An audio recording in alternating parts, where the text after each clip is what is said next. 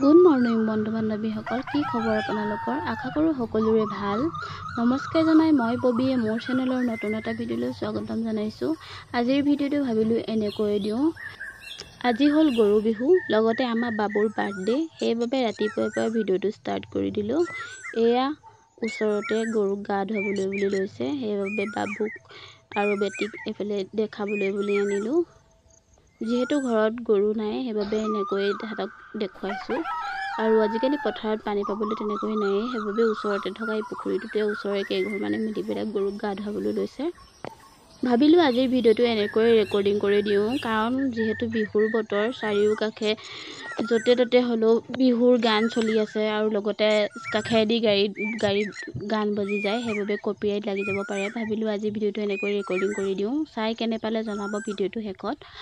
আৰু যিসকলে চেনেলটোত নতুনকৈ আহিছে, প্লিজ চেনেলটো ছাবস্ক্ৰাইব কৰি দিব আৰু ভিডিঅ'সমূহ চাব, কেনে পালে জনাবলৈ নাপাহৰিব। যেতিয়াই ভিডিঅ'বিলাক বনাওঁ তেতিয়াই ভাবোঁ যে আজি ভিডিঅ'টো বনাই কালিলৈ আপলোড কৰি দিম, কিন্তু নহয়গৈ, ভিডিঅ'টো সদায় দিয়া লেট হৈ যায়।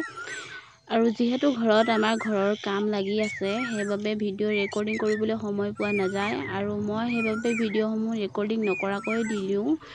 ৰেকৰ্ডিং কৰিবলৈ টান হয়, কাৰণ ঘৰৰ ৰাস্তাৰ কাষতে ঘৰ, গাড়ীত গান বাজি গৈ থাকে আৰু কাৰোবাৰ ঘৰত ৰেডিঅ' বাজি থাকে, কাৰোবাৰ ঘৰত হয়তো DJ বজাই থাকে, সেইবাবে ভিডিঅ'সমূহ ৰেকৰ্ডিং কৰিবলৈ দিগদাৰ হয় আৰু ৰাতিও ৰেকৰ্ডিং কৰিবলৈ দিগদাৰ হয়।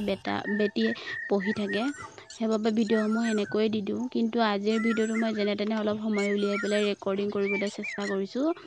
আৰু বিহুৰ সময় বুলি য'ত ত'ত গান বাজি আছে, সেইবাবেহে মই ৰেকৰ্ডিং কৰি দিছোঁ। পৰাপক্ষত কেতিয়াবা এনেকৈ ৰেকৰ্ডিং কৰি দিবলৈ চেষ্টা কৰিম বাৰু। এয়া গৰুক গা ধুৱাবলৈ আৰম্ভ কৰি দিলে, এনেকৈ গৰু গা ধুৱাই আছে। হ'লেও আগৰ নিচিনা ফূৰ্তিবিলাক নোহোৱা হৈ গ'ল। আমি আগতে ইমান ফূৰ্তি কৰিছিলোঁ গৰু গা ধোৱাৰ সময়ত, বহুত ভাল লাগিছিলে সেইবিলাক। আজিকালি এইবিলাক নাইকিয়াই হৈ গ'ল।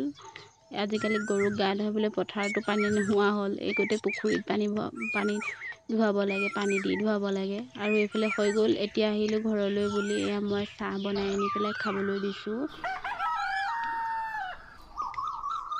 চাহৰ লগত বেলেগ একো নাই, তিল পিঠা আৰু লস্কৰা আৰু লাল চাহৰ সৈতে খাবলৈ লৈছোঁ। আৰু মানুহজনে কাষতে চব্জি কাটি আছে আৰু এইফালে দেউতাকো দিছোঁহি, লগতে মাও বহি আছে।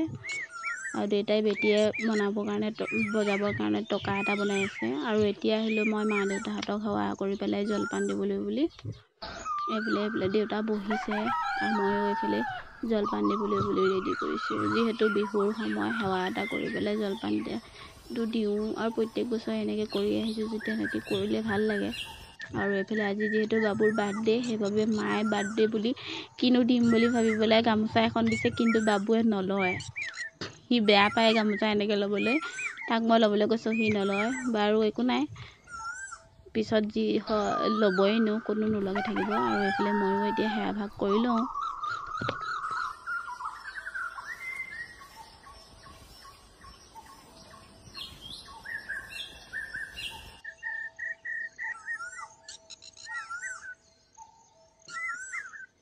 এয়া প্ৰথমতে জলপানটো দি ল'লোঁ আৰু এতিয়া এয়া সেৱা কৰিছোঁ। বাবুৱেও কৰিছে এইফালে কাষত, দেখিছেনে বাৰু? এইফালে দেউতাহঁতক জলপান দি মই এইফালে আকৌ খানা বনাবগৈ লাগিব, যিহেতু আজি বাবুৰ বাৰ্থডে। প্ৰত্যেকবাৰে ৰাতিয়ে বাৰ্থডেটো পাতোঁ, কিন্তু এইবাৰ বিহু বুলি মানুহে নহয়, সেইবাবে দিনতে ভাবিলোঁ পাতি লওঁ। বেটিৰ লগৰ ছোৱালীকেইজনীমানক মাতি ল'লোঁ। এইফালে কেকটো বোলো চাকি-তাকিবিলাক ধূপবিলাক জ্বলাই মেলি লওঁ। এইফালে উলিয়াই লৈছোঁ কেকটো। বিহুৰ সময়ত বাৰ্থডেটো পৰে বাবে বাৰ্থডেটো পাতিবলৈ অলপ দিগদাৰ হয়। বিহুৰ সময়ত মানুহবিলাক আহিব নোখোজে আৰু ল'ৰা ছোৱালীবিলাকো হেৰিয়ালৈ যায়গৈ, নাচিবলৈ যায়গৈ। বেটিও অলপ পিছত এয়া বিহু নাচিবলৈ বুলি যাবই, বিহু নাচিবলৈ বুলি ওলাইছেই, ওলাই মেলি ৰেডি হৈ আছে। সি মানে কেকটো কাটিবলৈহে ৰখি আছে আৰু তাৰপিছতে তাইও গুচি যাবগৈ। এয়া দেখিছে নাই, বিহু ড্ৰেছতে একদম কেক চেক কাটিছে আৰু। এইফালে কেকটোও কাটি লোৱা হ'ল। কেকটো কাটি লৈ পেলাই খুৱাই মেলি এইফালে মই খাবলৈ দিবগৈ লাগিব, কাৰণ দেৰি হৈছে। বেটি ভাগৰ লগৰ ছোৱালী মাতি আছে তাইক বিহু নাচিবলৈ বুলি। জেং বিহু গাব, আকৌ ৰাতিলৈ হুঁচৰি গাব। মানে ওলাই গ'লে বুলি ক'লে ৰাতি 10:30মান বজাত আহি পেলাই সোমাবহি আৰু। সৰু ল'ৰা ছোৱালীবিলাকৰ বেলেগ কিবা থাকক নাথাকক, কিন্তু কেকটো কাটিবলৈ পালে সিহঁতৰ বহুত ফূৰ্তি। তাকে এতিয়া সি কাটি চবকে খুৱাই দিছে। মনত বহুত ফূৰ্তি, তাক কেকটো অনাৰ পৰা কাটোকেই আছে আৰু মোৰ বাৰ্থডে বুলি চিঞৰি। আৰু এইফালে কেক কাটি থাকোঁতে দেউতাও পালেহি। দেউতা নামঘৰলৈ গৈছিলে।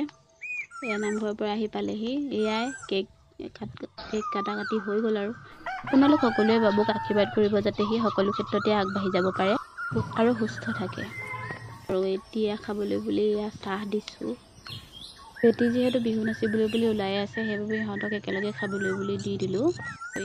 এতিয়া আকৌ এয়া ৰাতি কৰিছোঁ একেবাৰে, যিহেতু মানুহ আহি আছে, ভিডিঅ'টো ইমানো কৰি থকা সম্ভৱ নহয়। এইফালে দাদাই মানুহজনৰ লগত কথা পাতি আছে, তেওঁ খাই বৈ হৈ গ'ল নবৌৰ লগত। তাৰপাছতে এইফালে পোৱালীকেইটাও খালেহি আকৌ বিহু নাচি আহি পেলাই। আজিলৈ ভিডিঅ'টো ইমানেই আছিলে। বাই।